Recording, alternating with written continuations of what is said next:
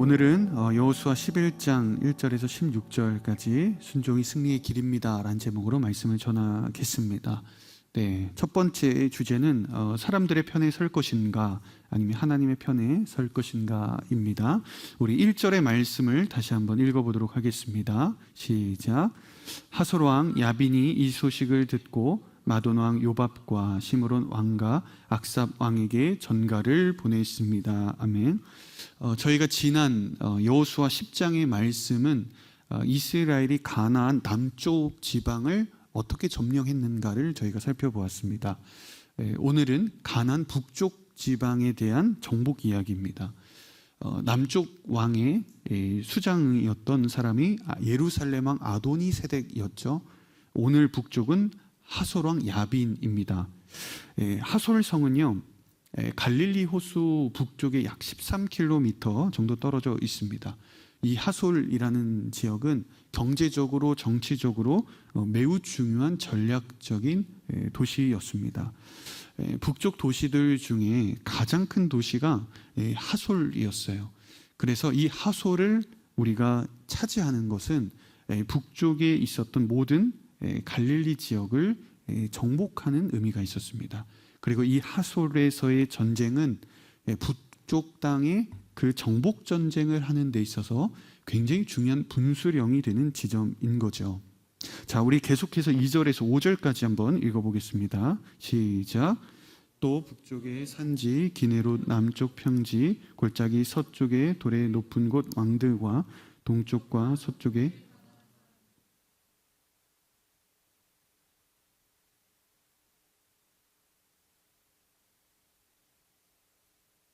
도 전가를 보냈습니다. 그러자 그들이 모든 군대를 거느리고 나왔는데 그 사람들이 많아서 바닷가의 모래 같았습니다. 말과 전차도 대단히 많았습니다. 이 모든 왕들이 약속된 장소에서 이스라엘과 싸우려고 합세해 메론 물가에 함께 진을 쳤습니다. 하솔 왕 야빈이 어떤 소식을 듣습니까? 이스라엘이 남쪽 지역을 다 정복했다라는 소식을 들었습니다. 그러자 이 가나안 하솔 왕은 북쪽 지역에 있었던 이 민족들을 순식간에 소집을 합니다. 자신들도 언제든 공격을 받을 수 있는 이 불안함, 취약함이 있었던 거죠. 안타까운 것은 야빈 왕도 자신들이 이스라엘을 이길 수 있을 것이다 라고 착각했다는 점입니다. 분명 이들은 하나님께서 어떻게 개입하셔서 이스라엘과 함께 하셔서 이 남쪽 지역이 어떻게 무너졌는가, 이 소문을 분명히 들었는데 그들은 항복하지 않고 이스라엘과 맞서서 대항하려고 한 거죠. 만일 자신들의 군사들, 북쪽에 있었던 민족들의 이 군대를 총동원할 수만 있다면, 수적으로 우세한다면 이스라엘을 이길 수 있을 것이다. 여전히 착각한 것입니다. 4절을 보시면 각 도시마다 그들이 가용할 수 있는 최대의 군사들을 다 소집해요. 그 수가 얼마나 많았는지 바닷가의 모래와 같았다라고 기록합니다. 역시 이번 전쟁에도 겉으로 보면 이 전쟁의 승패는 완벽하게 북방연합군의 승리라고 볼 수 있습니다. 이것이 하솔 왕이 생각했던 시나리오였죠. 하솔 왕 야빈은 이 주변 지역의 우두머리였기 때문에 평소에도 강한 국력을 가지고 주변 민족들을 지배하고 통제해 왔습니다. 그의 전갈 하나로 이렇게 순식간에 모든 병력이 고민 없이 한 자리에 집결할 수 있었다는 것은 그만큼 이 하솔 왕이 가지고 있었던 그 권력과 능력이 얼마나 대단했는가 보여지게 됩니다. 저는 여기서 한 가지가 궁금하더라고요. 과연 그들 중에서 이 기브온처럼 이스라엘에 투항하고 싶었던 족속은 하나도 없었을까? 자, 19절의 말씀인데요, 함께 한번 읽어보겠습니다. 시작. 기브온 주민인 히윗 사람들을 제외하고 이스라엘 백성들과 합병을 맺은 성은 하나도 없었습니다. 이스라엘 백성은 그 모든 성을 싸워서 빼앗았습니다. 아멘. 11장에서 왜 굳이 19절에 구태여 이 구절을 넣었을까? 가나안 민족들 민족들의 구원 여부에 대한 정보를 전달하기 위해서예요. 즉 라합이나 지금 기브온 족속이나 이방인이어도 하나님께 돌아오고자 하는 믿음이 있다면 하나님은 언제든지 받아주신다. 하지만 지금 가나안 족속들이 왜 진멸되고 있는가? 그것은 그들에게 기회가 주어지지 않았기 때문이 아니라 그들에게 주어진 기회를 외면했기 때문입니다. 그들은 변명할 수 없습니다. 라는 이 문장을 확고하게 이야기를 한 거죠. 물론 당시에 가나안 모든 주민들이 완고한 정말 이스라엘과 끝까지 싸워보겠다 이런 민족만 있었던 것은 아닐 것입니다. 누군가는 기브온 같은 마음이 품었을 수도 있죠. 차라리 이스라엘에게 투항하는 것이 낫지 않을까. 정말 이스라엘 여호와라는 그 신이 살아계시다면 지금 모든 민족들이 지금 정복되고 있는데 우리가 서둘러서 화평을 맺어야 우리들의 목숨이 건진받지 않을까 생각한 민족들도 있었을 것입니다. 그러나 오늘 결론을 보면 모든 적들은 민족들은 기브온을 제외하고 하나님께 순종하지 않고 하나님과 화평의 조약을 맺지 않습니다. 아마도 자신들의 거의 두목격이었던 하솔 왕의 눈치도 봐야 했을 것이고 그의 심기를 건드리고 싶지 않았을 거예요.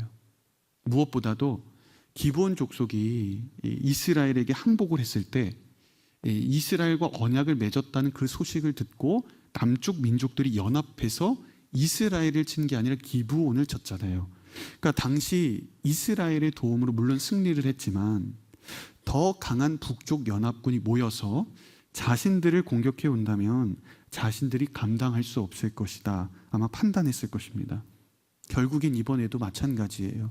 여호와 하나님보다 하솔 왕이라는 존재를 더 두려워한 것입니다. 홀로 올바른 선택을 했을 때 오는 그 후폭풍이 걱정이 되었던 것이죠. 일부 민족들은 이런 갈팡질팡한 고민 속에서 결국엔 북쪽 연합군에 합류하기로 결정합니다. 물론 그들의 선택은 반드시 진멸이라는 최악의 결과로 돌아오게 된 거죠. 여러분, 우리는요 절대 다수의 불의 속에서 나 홀로 의를 선택해야 하는 순간을 만날 때가 있습니다. 단 몇 명이라도 나와 같은 생각을 조금이라도 해주면 너무나도 좋겠지만 그러나 그렇지 않은 경우들이 많을 수 있다는 것입니다. 대의를 따르는 것, 이것이 마음은 불편해도 여러분 몸이 편할 수는 있겠죠. 굳이 나 혼자 왜 이렇게 힘든 결정을 해야 하는가, 나 홀로 왜 올바른 선택을 해야 하는가 생각하시고 괴로우실 수도 있습니다. 그러나 우리가 이 성경에서 등장하는 신앙의 선배들을 보면 항상 다수의 불의와 악 속에서 혼자 의의 길을 걸어가고 선택했죠. 때로는 학연도, 지연도, 혈연도 이러한 자신들과 함께 해왔던 이런 관계들을 정리하면서까지 그들은 올바른 선택, 의의 선택을 했습니다. 우리가 2장에서 라합의 선택을 봤던 것처럼 지금 이 전쟁은 민족과 민족, 인종과 인종의 대결이 아닙니다. 국가와 국가의 전쟁이 아니라 하나님 앞에서의 의와 불의의 싸움인 것입니다. 내가 진리를 선택할 것인가 아니면 비진리를 선택할 것인가. 내가 불이익을 당하고 사람들의 오해를 받고 미움을 받더라도 의의 길을, 올바른 선택을 할 수 있는 여러분들이 되기를 바랍니다. 이것에 흔들리지 않기를 바랍니다. 사람들의 요구에 순응하려고 내 몸 조금 편하려고 여러분 불의를 선택하시면 안 되는 거예요. 의를 선택하십시오. 저는 여러분들을 축복하기를 원합니다. 진리를 선택할 수 있는 하나님의 용기가 여러분들에게 임하기를 축복합니다. 그리고 사람들의 편이 아니라 여러분 한 명이더라도 하나님의 편에 서시기를 주님의 이름으로 축복합니다. 자, 두 번째는 여호와 하나님만 의지하라라는 것입니다. 자, 우리 6절의 말씀 읽어봅니다. 시작. 그때 여호수아에게 말씀하셨습니다.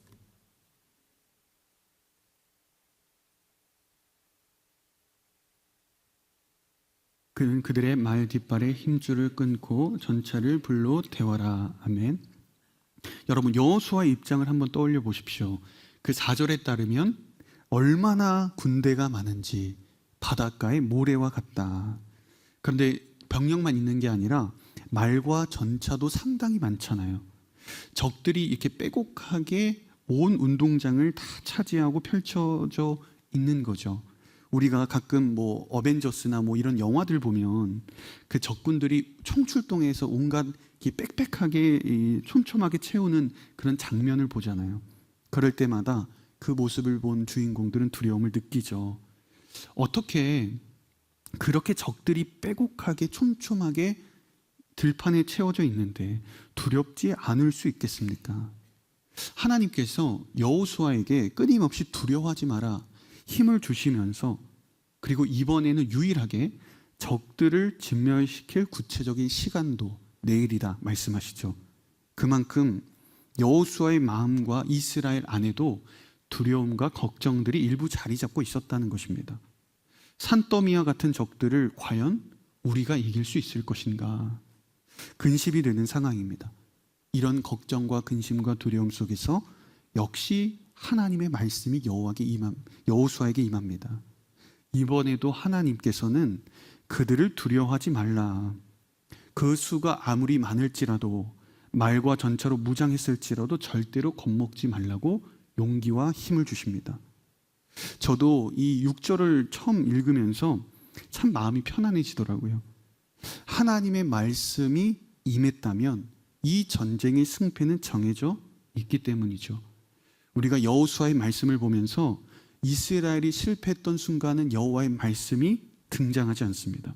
그러나 한결같이 여호와의 말씀이 먼저 임하는 순간 그 전투에서 항상 이스라엘이 승리했어요. 대적들이 산을 이루고 있어도, 아무리 나보다 강한 적들이 있어도 그것은 중요하지 않다. 하나님께서 이스라엘과 함께 하신다면, 주님 단 한 분만이라도 나와 함께 하신다면 이 전쟁의 승리는 반드시 우리의 것이다. 주님은 약속하십니다. 우리가 여러분 인생을 살다 보면 앞으로 어디를 가나 나보다 더 실력이 있고 나보다 더 뛰어난 사람들을 여러분 만나게 될 거예요. 면접을 보든 시험을 치르든 직장이든 대학원이든 다 마찬가지입니다. 나의 열심과 노력만으로 여러분 그들을 넘을 수 없는, 상대를 넘을 수 없는 그 지점을 발견할 때가 있을 거예요. 그러면 우리는 이럴 때 어떻게 해야 할까요? 어차피 해도 안 된다고 여러분 포기하시겠습니까? 아니면 자괴감에 빠져서 신세 한탄만 할 것입니까? 아니면 불평불만만 늘어놓으면서 현실을 외면할 것인가? 아니라는 것입니다. 세상 사람들과 전혀 다른 방법을 여러분 선택하셔야죠. 내 능력으로는 이길 수 없다면 하나님의 방법을 의지하셔야 합니다. 세상 사람들이 열어놓은 그 길을 사람들이 많이 가고 있다면 하나님이 새롭게 열어주시는 길을 발견하고 그 길로 가셔야 하는 거죠. 하나님을 내 삶의 주권자로 인정하는 것이요, 여러분 그 어떤 세상의 능력과 스펙을 쌓는 것보다 훨씬 더 중요한 일입니다. 대부분 세상 사람들은 접대와 편법과 불의한 방법으로 사업을 진행할 때가 있죠. 그리고 그것이 마치 성공의 길인 것처럼 여기며 살아갑니다. 그러나 진정한 승리는 어디에 있다고 주님 말씀하십니까? 언제나 하나님의 방법을 따르는 자에게 주어질 것이다. 하나님을 의지할 때 도저히 들어갈 수 없었던, 도저히 사업할 수 없었던 그 사업을 할 수 있고, 직장에 들어갈 수 있고, 내 인간적인 생각으로는 불가능해 보이는 비전이지만 하나님께서 길을 열어주실 것입니다. 그러니 여러분, 다른 사람을 보면서 마음을 빼앗기지 마십시오. 세상이 얼마나 강한가, 저들이 얼마나 능력을 갖추었는가, 세상의 사람들이 얼마나 세상적인 방법으로 그들의 삶을 능숙하게 사용하고 인도하고 스스로가 가고 있는가, 이곳에 마음을 두지 마십시오. 우리를 위로하시고 우리의 길을 인도하시는 하나님의 말씀에만 집중하시기를 축복합니다. 하나님의 말씀이 내 안에 충만하게 들려진다면, 주님의 말씀이 여러분들을 온전하게 사로잡는다면 여러분 전쟁의 승리는 반드시 우리의 것이 될 것입니다. 하나님을 신뢰하는 여러분 되기를 바랍니다. 여러분, 지금 적들은요 말과 전차를 다 가지고 있습니다. 이때가 약 BC 1500년 경이거든요. 말과 병거가 당시의 군대 최신식 무기이자 또 일반적인 전쟁 무기였어요. 이때 이스라엘의 전쟁 도구가 무엇일까? 그나마 칼이나 창 정도 아니었겠습니까? 뭐 그 수량도 얼마나 됐겠어요? 이제 막 가나안으로 넘어왔는데, 요즘 전쟁 이렇게 뉴스를 보면 무기가 하도 발달해서 이제는 드론으로 다 정찰만 하는 게 아니라 드론으로 폭탄을 떨어뜨리잖아요. 구석구석 사람이 뭐 가지 않는 공간에 다 찾아서 공격을 하더라고요. 그러니까 지금 비유를 하자면 적들은 지금 최신식 드론 정찰기, 항공모함 수십 대, 뭐 K9 자주포 수만 대를 보유하고 있는 거예요. 이에 반해서 이스라엘은 그냥 소총 하나 몇 대 가지고 있는 것과 같습니다. 여러분, 상식적으로 이 전투가 게임이 되겠습니까? 모래알보다 많은 적들이 말과 병거를 진치고 몰려오고 있는데 여러분, 창과 방패만 가지고 상대가 되겠습니까? 그러나 이 싸움은 완벽하게 이스라엘이 이겼습니다. 왜요? 하나님께서 이스라엘과 함께 하시니까요. 하나님께서 이스라엘 편에 서 계시니까요. 그러니 이스라엘이 이긴 겁니다. 여러분, 그래서 다시 한번 기억하십시오. You are stronger than you think. 당신이 생각보다 강하다가 아닙니다. 하나님은 항상 여러분들이 생각하는 것보다 강하신 분이십니다. 당신이 강한 것이 아니라 하나님이 강하심을 기억하십시오. 상대방이 아무리 말과 전차로 무장하고 나와도, 천지를 덮는 엄청난 능력과 수를 갖고 있어도 여러분, 적들을 두려워하지 마시기를 바랍니다. 하나님이 우리와 함께 하십니다. 그럼 승리는 우리에게 있는 것입니다. 우리는 그저 하나님의 말씀을 듣고 그 말씀에 내 삶을 던지는 것입니다. 여기에서 6절의 말씀을 보면 한 가지가 궁금합니다.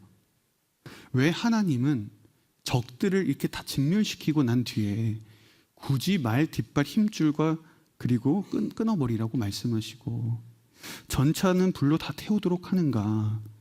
지금 이스라엘은 최신 무기가 하나도 없잖아요. 그럼 적들을 점령하고 난 뒤에 그 무기 가져와서 전력 보강해야 되지 않겠습니까? 얼마나 큰 도움이 되겠어요. 그 선진 기술 배워서 더 발전시켜야죠. 그런데 하나님께서 반대하세요. 연합군의 말과 병거를 사용하지 말라는 거예요. 왜요? 세상에서 강력해 보이는, 그리고 당연히 갖춰야만 하는 조건들을 의지하지 말라. 너희들이 지금 말과 전체를 갖게 된다면 당장에 도움이 될 것처럼 생각할지 모르지만, 그러나 결국에는 하나님이 아니라 말과 전차에 의지하는 너희들이 될 것이다. 영적인 승패가 하나님이 아니라 세상의 무기에 달려있다고 너희들은 착각할 것이다. 그러니 세상의 무기를 가지고 싸우지 말아라. 오직 하나님을 무기로 여러분 싸워라. 주님 말씀하십니다. 여러분, 이스라엘의 말과 병거가 언제 본격적으로 도입되는지 아세요? BC 1000년경 다윗 때 많이 들어와서 솔로몬 때가 돼서 비로소 전국적으로 상용화가 됩니다. 몇 년 차이예요? 지금 1500년경인데 다윗 때가 BC 1000년경입니다. 400년, 500년 격차입니다. 500년이나 지나서야 이스라엘은 그때 병거와 전체를 갖추고 있는 거예요. 하나님이 무엇을 원하셨을까? 하나님께서 정말 경계하셨던 것은 하나님보다 더 의지하는 존재를 두는 것이었어요. 이스라엘이 하나님보다 더 신뢰하는 것을 두는 것을 끝까지 경계하셨습니다.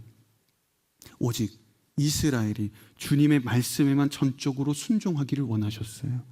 그래서 하나님 지금 이 말과 병거를 갖는 것을 금지하고 반대하신 거예요. 그럼 여러분들에게 질문합니다. 여러분들에게 지금 여러분들의 말과 전차는 무엇인가? 여러분들이 하나님의 말씀보다 더 의지하고 싶어하는 것, 지금 의지하고 있는 것은 무엇인가? 주님 말씀하십니다. 말과 전차를 내려놓아라. 여러분 중에서 하나님께 간절히 지금 구하고 있지만 아직 응답되지 않는 분이 여러분 계신가요? 내가 원하고 바라는 것을 아직 얻지 못한 분이 계십니까? 그것은 때로 그 소원이 하나님보다 더 의지하는 대상이 될 수 있기 때문입니다. 나는 다릅니다. 하나님께서 저의 필요를 들어주시고 내 소원을 이루어주신다면 저는 주님을 위해, 사람들을 위해, 세상을 위해 사용하겠습니다 라고 말하지만, 그러나 조금만 시간이 지나면 언제든 주객이 전도될 수 있는 거예요. 하나님은 나보다 나를 더 잘 아시는 분이시죠. 내가 필요하다고 생각하는 것보다 하나님은 나의 필요가 무엇인지 더 잘 아세요. 응답이 늦어지는 것은 그것이 나에게 단순하게 해롭기 때문에, 불필요하기 때문만이 아니라 아직 내가 그것을 감당할 만한 준비가 되지 않은 것입니다. 그러니 여러분, 기다리십시오. 지금 내게 무엇이 필요한가를 여러분 고민하기 전에 내가 그 필요를 누릴 만한 존재가 된 사람인가 기억하십시오. 때가 되면 반드시 하나님께서 응답해 주실 것입니다. 자, 세 번째, 항상 새롭게 일하시는 하나님을 나눠보겠습니다. 자, 7절에서 9절까지 읽어봅니다. 시작. 그러자 여호수아는 그 모든 군사들과 함께 메론 물가에 있는 그들을 급습해 덮쳤습니다. 여호와께서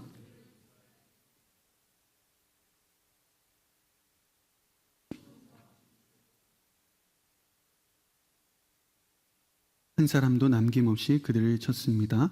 여호수아는 여호와께서 지시하신 대로 행해 그들의 말을 뒷발 힘줄을 끊고 전체를 불로 태웠습니다. 아멘.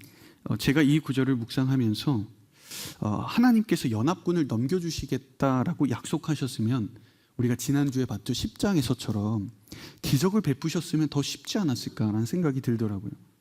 왜 이번에는 이스라엘이 먼저 급습하게 하고 기적이 없었는가?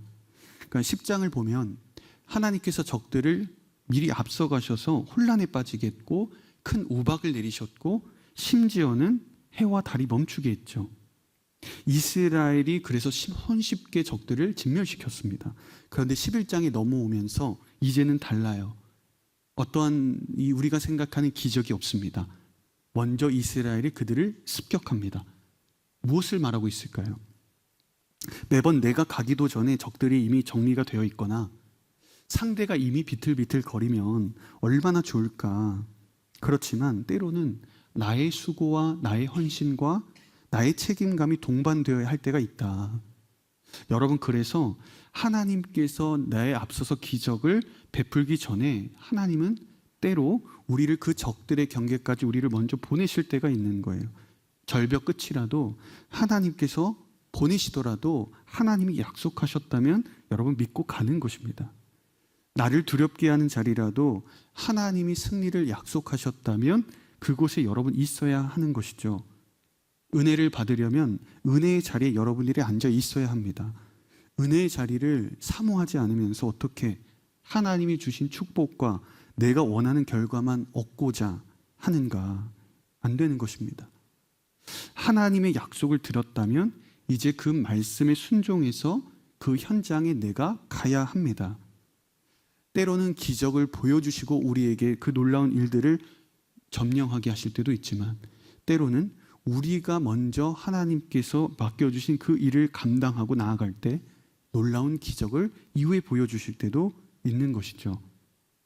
제가 오늘 말씀을 묵상하면서 다시 한번 새롭게 또 와닿은 것이 있는데, 지금까지 이스라엘이 해온 전쟁을 쭉 살펴보면 이스라엘은 단 한 번도 동일한 방법으로 전쟁을 한 적이 없더라고요. 하나님은 단 한 번도 똑같은 방식으로 이스라엘에게 명령하신 적이 없어요. 모든 전쟁의 승리가 다 다양한 방법과 방식으로 이루어졌어요. 여리고성 전투는 그저 성을 도는 것이었죠.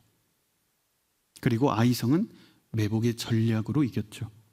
지금 남쪽 연합군은 사람들이 혼란에 빠지고 우박이 내리고 해와 달이 멈추면서 남쪽 연합군을 이겼습니다.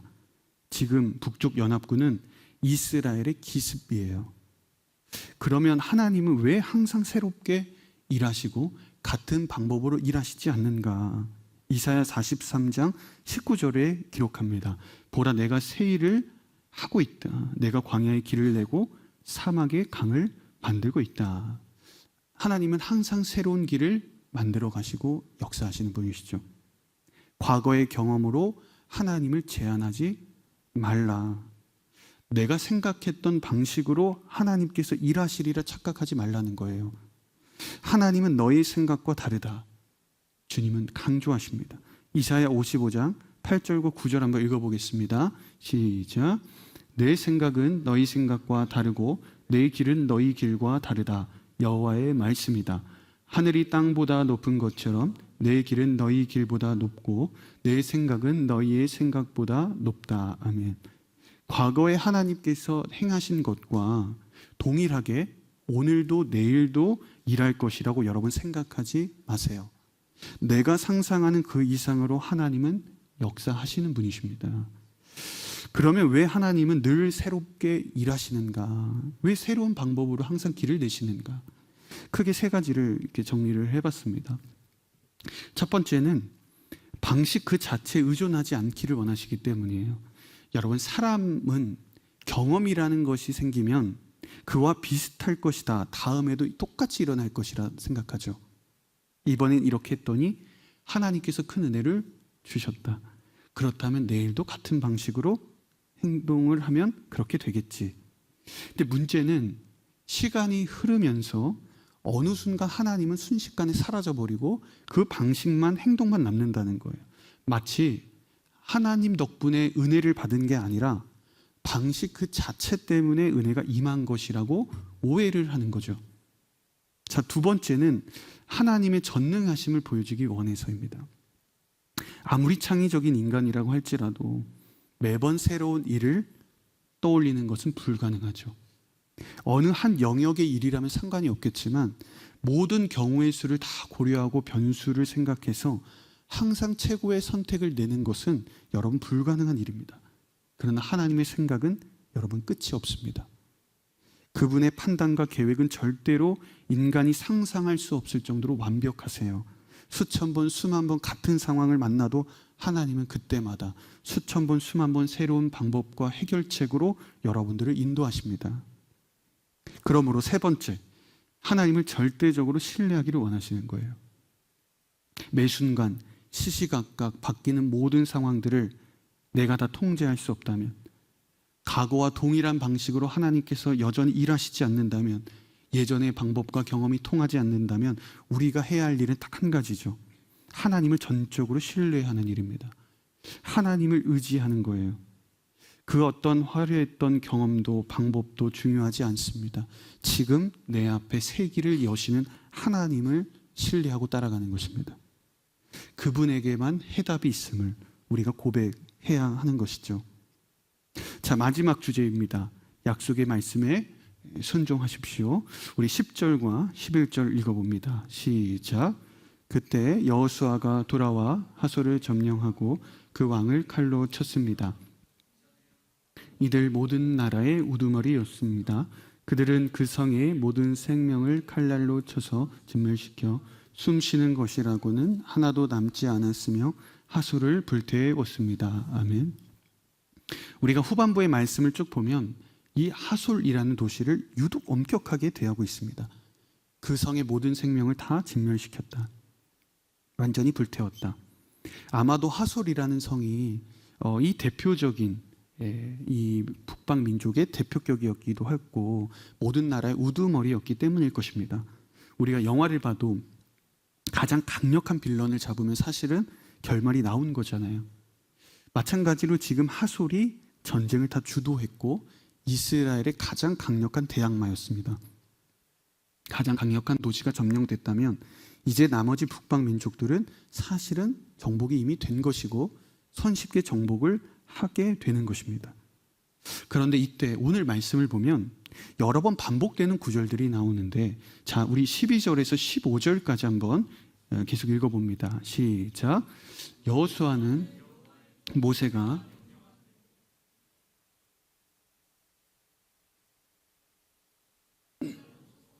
시켰습니다.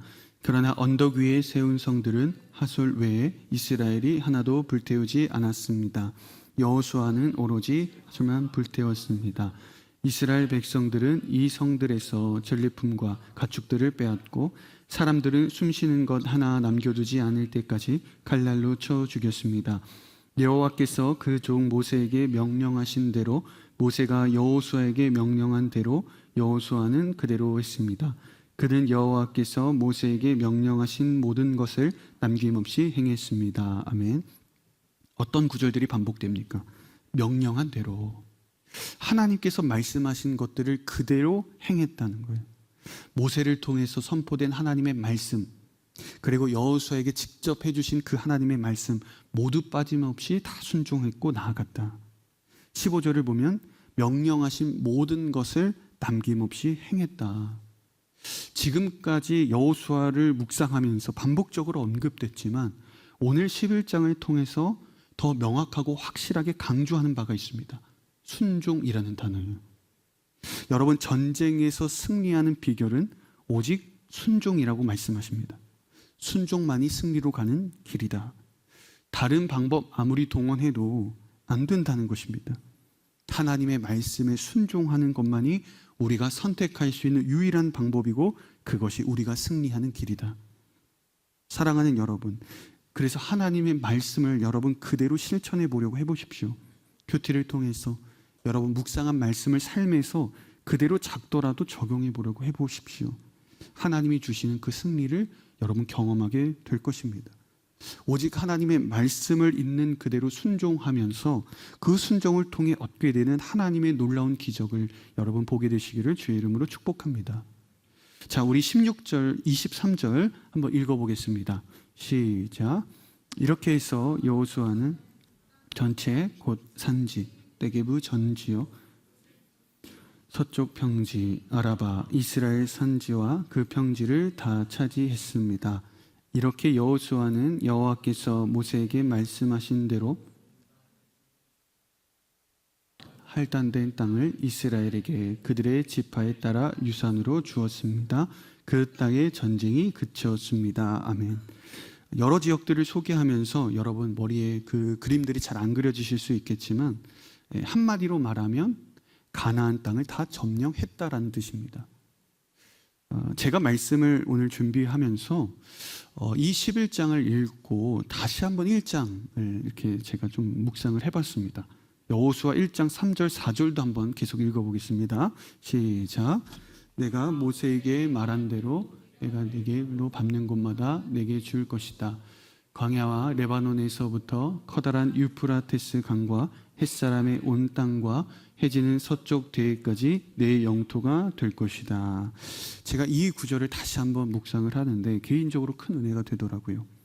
여러분 1장에서 하나님께서 약속하신 말씀 하나도 빠지지 않고 11장에 와서 다 성취가 되었습니다. 여러분 여호수아 1장과 11장 이 사이에 우리가 지금까지 묵상하면서 얼마나 많은 우여곡절이 있었어요.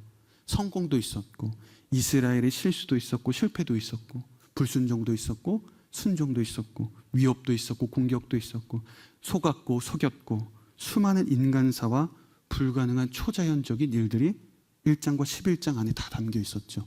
그런데 우리는 이 자리에서 다시 한번 고백하게 되는 거예요. 무엇을 고백합니까? 여호와 하나님은 신실하신 하나님이시다. 약속을 지키시는 하나님이시다. 하나님께서 이스라엘과 맺으신 언약을 지금 이루셨어요.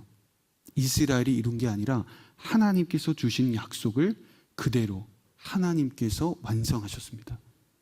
여러분, 우리가 이 말씀을 보면서 여호수아가 땅을 정복한 것이 먼저입니까?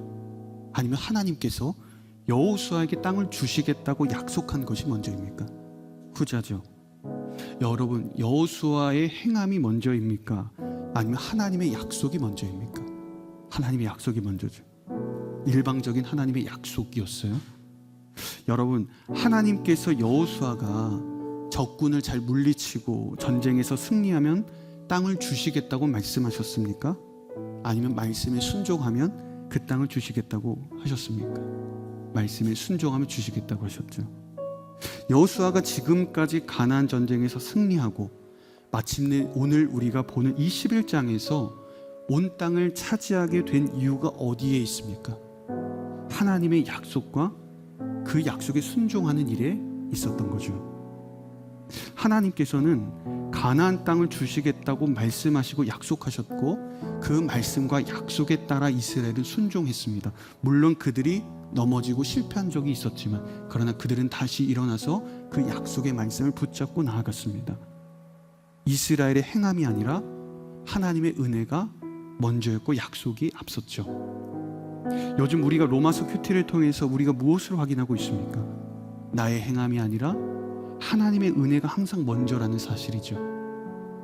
예수님께서는 우리 자신이 내가 죄인임을 깨닫기 전에, 내가 예수 그리스도의 그 십자가의 필요를 깨닫기 전에, 내가 주님을 만나기 전에, 주님을 필요로 하기 전에 이미 2000년 전에 우리를 위해 죽으셨어요. 태초부터 우리를 구원하기로 작정하셨고 그 약속한 대로 십자가에 죽으시고 부활하셨습니다. 여러분, 예수 그리스도의 십자가의 죽으심과 부활에 여러분들의 노력과 열심, 자랑과 성공 조금이라도 끼어 들어갈 틈이 있습니까? 여러분 이후에 예수님이 죽으셨습니까? 아니죠. 나의 노력과 열심, 자랑, 성공 아무런 상관없어요. 여러분, 우리가 태어나기 전에 예수 그리스도께서는 이미 나를 위해 죽으셨습니다. 여러분, 하나님의 약속이 항상 나의 행위보다 앞선다는 사실을 기억하십시오. 만세 전에 이미 우리를 구원하시겠다고 약속하셨어요. 이제 우리는 그 약속에 순종할 뿐입니다. 사랑하는 여러분, 하나님의 약속의 말씀에 여러분 순종하십시오. 이미 말씀을 통해서, 약속을 통해서 우리에게 주신 그 은혜를 지금 붙잡으십시오. 오래전부터 내 삶에 임한 구원을 여러분 받으십시오. 하나님의 말씀을 순종함으로써, 그 약속을 바라봄으로써 하나님의 약속이 앞으로 여러분들의 삶에서 날마다 성취되는 은혜가 있기를 주님의 이름으로 축복합니다.